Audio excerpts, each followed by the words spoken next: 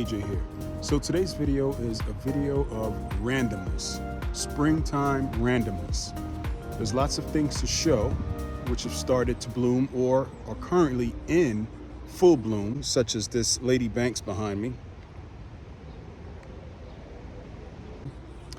But today's video is going to be, like I said, about random subjects. I've got some trellising to work on. I've got some planting to catch up on. You know, it's just a random garden video. Enjoy. All right, guys, so over here in the lavender slash rose slash herb garden, I have to put up some support. All right, and this is going to be for that Woollerton Old Hall rose. I'll show you guys. So over here in the corner, I have this Woollerton Old Hall rose.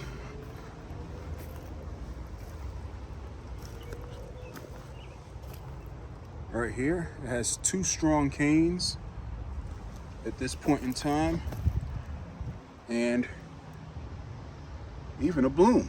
How about that? It's going to get adhered to that structure right there. Eventually, that cane will probably go up on that structure. And a structure like that, similar to that, oh, the same thing really, I'm going to go and mount right now over here on this side of the... it should be able to have this Hyde Hall Clematis climb up on it, and possibly that other cane of the Woollerton Old Hall to climb up on it as well. Then over here you got this Hyde Hall Clematis. It's putting out some gorgeous, perfect white blooms right now. So it's gonna come up on there. And down here at the base of this bed, I have a sombrero rose, which has been getting some insect pressure at this time. You see that? It's chomping on the leaves. But it's got a few blooms as well that I hope to enjoy. And it will also climb up on that structure that I plan on putting up shortly. I was able to find these structures. As you can see, this clematis right here is climbing on. And the Gertrude Jekyll over there as well. I found them on Amazon, and I wasn't able to find them any longer. So they're really handy. They're very weather resistant. I mean, I've used these for, I don't know, I'd say probably 4 years already, and they haven't chipped, they haven't really faded much. So this one right here, I'm gonna go ahead and put up over there. I have some railing wood right here that I plan on putting down. What I'll do is fasten this structure onto it using these zip ties.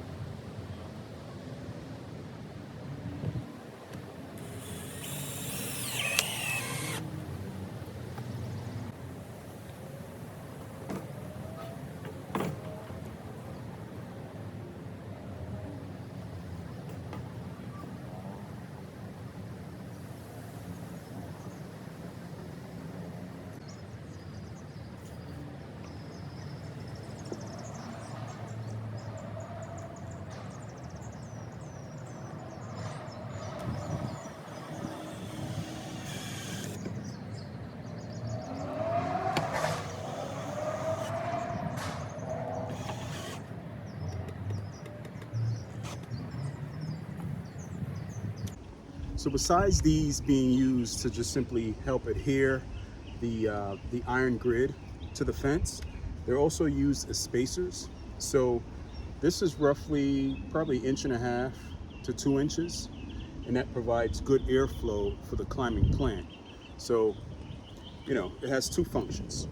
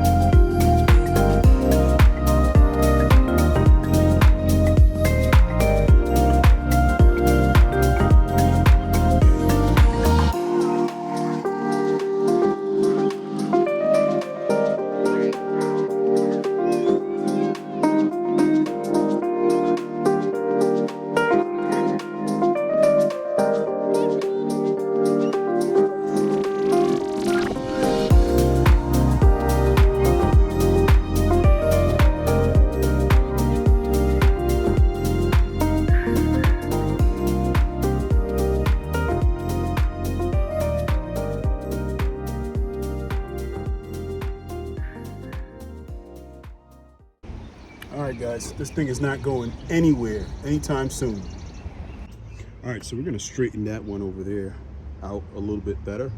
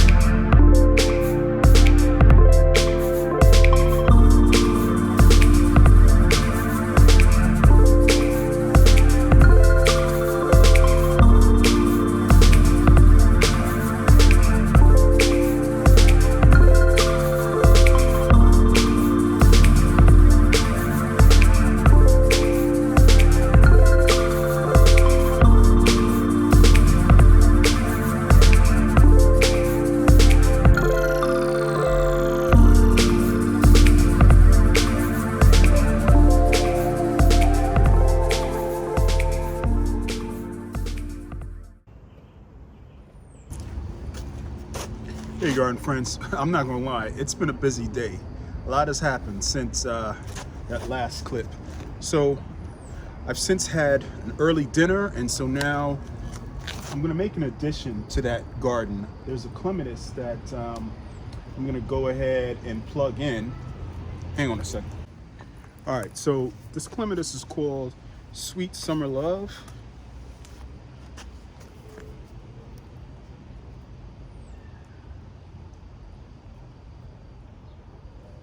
And a few specs on Sweet Summer Love.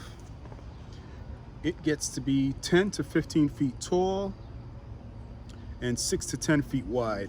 So, I mean, it's gonna pretty much cover that whole back area. So this is the bed I'm talking about.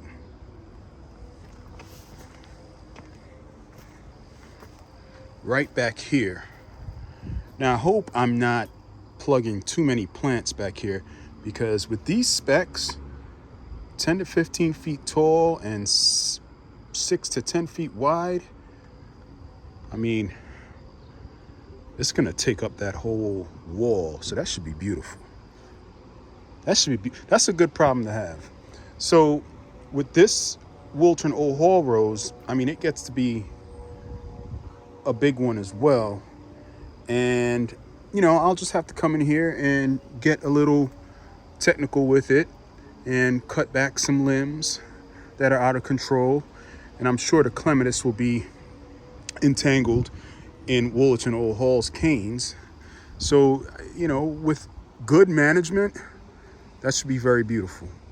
Then over here, this clematis that's already existing, this one's called Guiding Promise. Guiding Promise does not get tall at all. 4 feet high tops by 2 feet wide. And there's a picture of the blooms. So these would be pretty comparable in the color tones. So that should be nice. It's just the exception is that Sweet Summer gets pretty large. So I'm assuming that with the old hall getting up onto that structure and this structure, the Clematis will trail along the canes of that climbing rose as well. So I'm considering putting it right here. So I'm just hoping it's not going to be too congested, and then just let it trail up. It already has plenty of growth. All right, so here's the Clematis. It's really growing out of bounds at this point. So even more of a reason to go ahead and get it in the ground. I mean, it's got an explosion of new growth. And I've just been nursing it in the carport. And that's not doing it justice. So get some of this dead off. Let's dig a hole, a sizable hole. But first, before I plant it, let's saturate the roots real quick. I always try to set these plants up before I plant them by making sure that the root balls are very well saturated, and that reduces the stress that the plant goes into as far as transplant shock.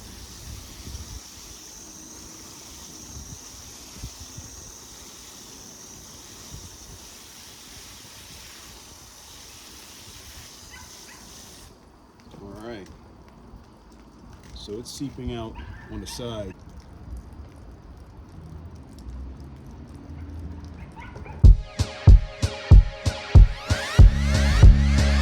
You want to make this hole nice and big and wide to accompany that mature root ball.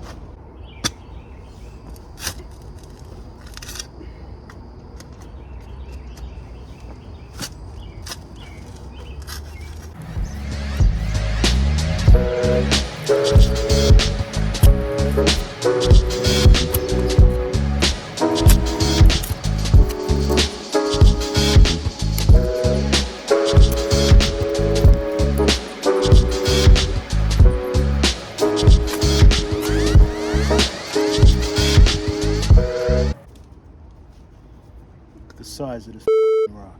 Isn't this crazy?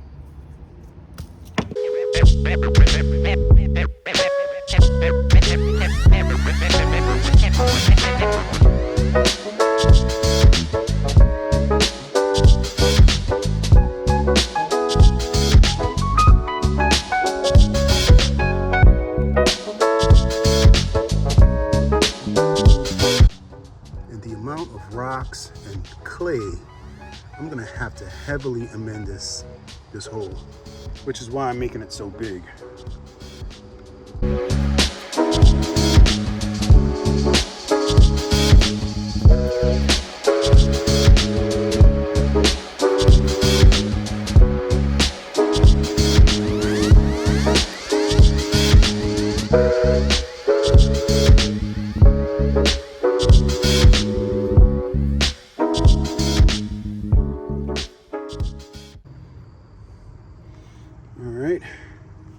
So you have to dig that just a little bit deeper, because you always want to bury your Clematis about 2 inches deeper than the pot, believe it or not. All right, let's stick it back in there. Measure it again. Much better, much better.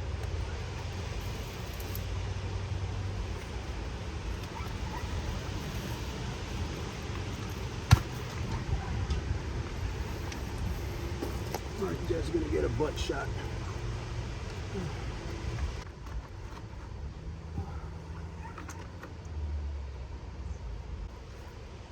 Perfect. Perfect. All right, so it's about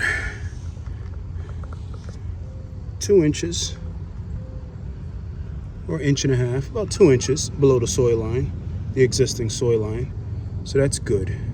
All of that right there, all of them roots, the first 1 to 2 inches, or even 3 inches, you want all of that to be buried. And you see all those new growth points? You want those to root in and come through the soil that you put on top of it. So that will make it a much stronger plant, and it will anchor the clematis in a lot better. So now I'm going to get the biotone and give it a heavy dosage and then cover it up. And as I'm covering it up, water it in.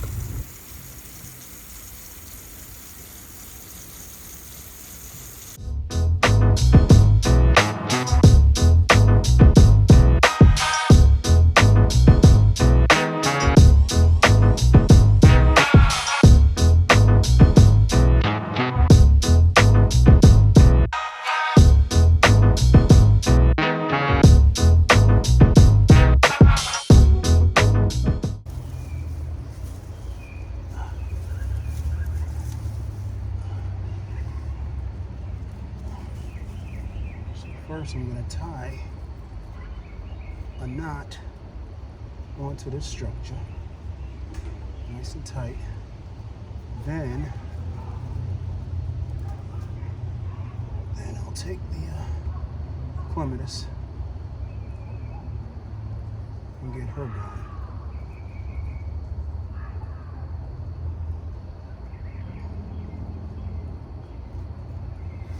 Okay. Follow up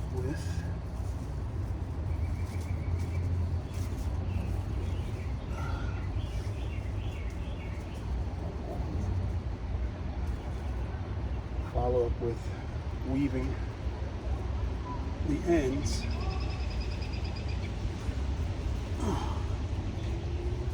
into the structure. And if they're still alive, they will do what they do, which is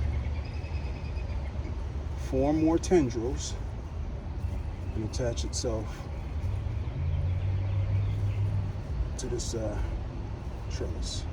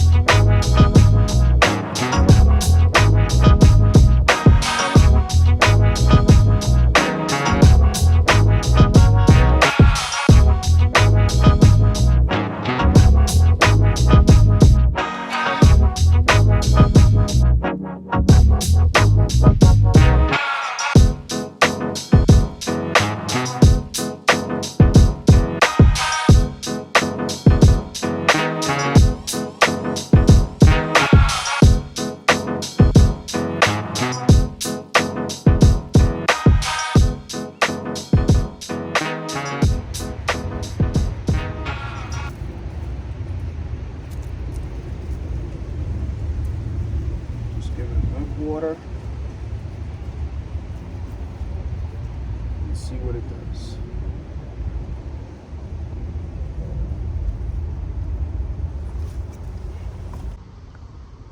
All right, guys, so here's the end result. I'm hoping that you guys can see it.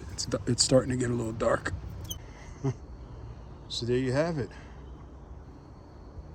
I tied as much of it on the structure as possible. I'm gonna go ahead and freshly mulch that, water it in, get my pitchfork like I said, loosen up around a lot of these perennials and shrubs to make sure there's sufficient airflow, because this bed is very compacted. So this bed behind me is the herb, lavender, and rose bed, and it's really starting to come into its own. And I can't wait to see how it looks towards the end of the summer. Lots of color, lots of purples, pinks, creams, whites, and violet and blues. So also, it smells heavenly. All right. All of this dianthus right here, it gives off a really intense, almost a cherry strawberry scent. That's the way I can characterize it. So it's gonna smell even better once the Sombrero Rose and the Woolton Old Hall and the Tulark Ascending Rose starts putting out their blooms. And yeah, it can only get better from here, right? Thanks for hanging with me on this episode, and I'll see you on the next one.